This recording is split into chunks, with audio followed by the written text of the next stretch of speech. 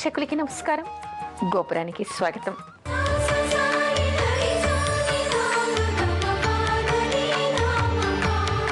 ధనుర్మాసంలో పాటించవలసిన విధులు ఏమిటి? ధనుర్మాసం అంటే ధనుర్రాశిలోకి రవి ప్రవేశించిన రోజు నుంచి మనకి ధనుర్మాసం అంటాం.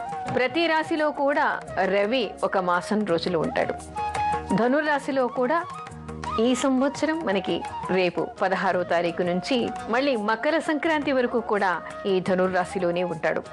అయితే ధనుస్సులోకి రవి వచ్చిన తర్వాత మనం పాటించవలసినటువంటి విషయాలు ఏమిటి అనేటువంటిది కూడా తెలుసుకోవాలి. చాలామంది శుభకార్యాలు చేస్తూ ఉంటారు. మార్గశిర మాసం కదా, శుభాలకి పనికి వస్తుంది అని చెప్పేసి చాలామంది శుభతిథులు ఉంటే శుభకార్యాలు చేస్తూ ఉంటారు.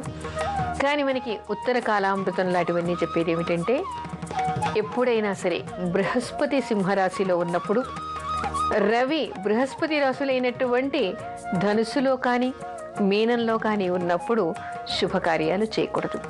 అది పక్కన పెడితే తెల్లవారుజామున లేచి సూర్యోదయానికి పూజాధికాలు ముగించుకొని సూర్యోదయానికి సూర్యభగవానుడికి పూజ చేసి నైవేద్యం చేయాలి. ఆ తర్వాత ఈ నెల రోజులు విష్ణుమూర్తిని అర్చించటం వల్ల విశిష్టమైనటువంటి ఫలితాలు వస్తాయి అని చెప్తారు. పెళ్లి కాని ఆడపిల్లలు, తర్వాత ఆడపడుచులు, ఆడవాళ్ళంతా కూడా ఇళ్ల ముందర ఆవు పేడతో కలాపి చల్లి పెద్ద పెద్ద ముగ్గులు పెట్టి గొబ్బెమ్మలు పెడుతూ ఉంటారు. ఈ నెల రోజులు కూడా గొబ్బెమ్మలు పెట్టడం, సంక్రాంతి ముగ్గులు పెట్టడం అనేటువంటిది విశేషంగా కనిపించేటువంటి విషయం. తర్వాత ఈ నెల రోజులు కూడా సూర్య నమస్కారాలు చేయటం, సూర్యుడి ప్రీత్యర్థంగా ఆదిత్య హృదయం చదువుకోవడం, సూర్యుడికి తర్పణాలు వదలటం, సూర్యమంత్ర జపం చేయటం, సూర్యుడికి పూజ చేయటం కూడా విశేషమైనటువంటివి. అంతేకాదు విష్ణుమూర్తి అర్చన అత్యంత విశిష్టమైనటువంటిదిగా చెప్తారు. ధనుర్మాసం వచ్చింది అంటే సూర్యోదయానికి ఇక్కడ నివేదన చేయాలి. సూర్యోదయానికి పూజాధికాలు ముగించి నైవేద్యం చేసి హారతిచ్చి అందరికీ ప్రసాదం పెట్టాలి.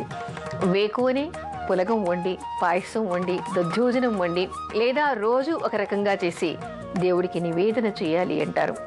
అయితే ఇలా చేయటం వల్ల ఇక్కడ కొన్ని కారణాలు, వైద్య కారణాలు కూడా మనకి కనిపిస్తాయి.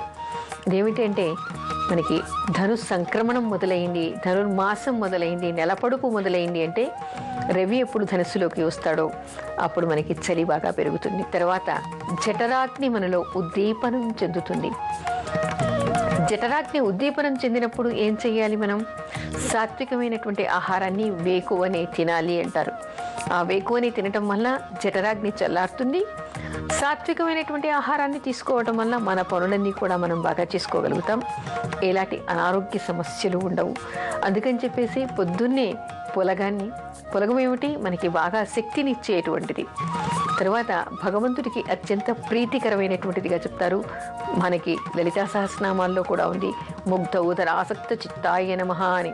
అంటే పెసరపప్పుతో చేసినటువంటి పదార్థాన్ని, పులగాన్ని చేసి నైవేద్యం పెట్టాలి అనేటువంటిది. అది అమ్మవారికి చాలా విశేషమైనటువంటి నైవేద్యంగా చెప్తారు. ప్రతి దేవాలయంలో కూడా మనం ఎక్కడికి వెళ్ళినా కూడా ధనుర్మాసంలో సూర్యోదయానికి ఇలా ప్రసాదాన్ని చేసి పంచుతూ ఉంటారు.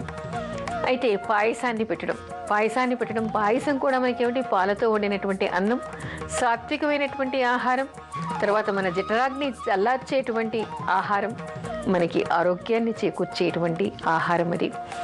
పెరుగన్నం కూడా అంతే. పెరుగన్నం తిన్నాము అంటే మనకి పొద్దున్నే పెరుగన్నం తింటే అది కూడా పలచగా ఉంటుంది, మిరియాలు వేసి ఉంటాయి. దానివల్ల జలుబు చేయకుండా శక్తిని ఇచ్చేదిగా ఉంటుంది. అందుకని ఈ 3 రకాలు కూడా గుళ్ళల్లో కానీ లేదా ఇంటిలో కానీ ఇవన్నీ కూడా ప్రాతకాలంలో నైవేద్యం పెట్టాలి అంటారు. సాయంత్రానికి ప్రవచనాలు వినాలి. ఎలాంటి ప్రవచనాలు వినవాలి? మనకి గోదాదేవి విష్ణుమూర్తిని వరించి పెళ్లి చేసుకోవడం కోసం అని చెప్పేసి ఈ నెల రోజులు కూడా ఆవిడ వ్రతాన్ని చేసిందిట. అలా చేయటం వల్ల విష్ణుమూర్తిని ఆవిడ భర్తగా పొందిందిట. అలాంటి కథలన్నీ చదువుకోవడం, ఆ తర్వాత విష్ణుమూర్తి అర్చనలు నిత్యం కూడా తెల్లవారేసరికి చేయటం వల్ల విశేషమైనటువంటి ఫలితం వస్తుంది అంటారు.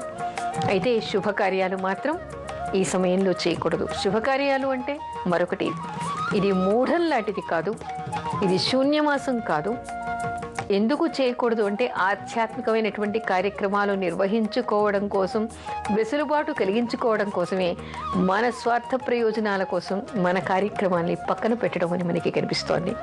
మన ఇంట్లో పెళ్ళి ఉంది అంటే, మన ఇంట్లో ఒడుగు ఉంది అంటే, మన ఇంట్లో గృహప్రవేశం ఉంది అంటే మనం ఆధ్యాత్మికమైనటువంటి కార్యక్రమాల మీద శ్రద్ధ ఎక్కువ చూపం. కానీ ఇక్కడ నిషేధం అనేటువంటిది ఇలాంటి కార్యక్రమాలే కానీ, నామకరణం చేసుకోవడానికి కానీ, లేదా చిన్నగా చేసుకునేటువంటి అన్నప్రాసన కానీ ఇలాంటివి చేసుకోవడానికి ఎలాంటి దోషం లేదు.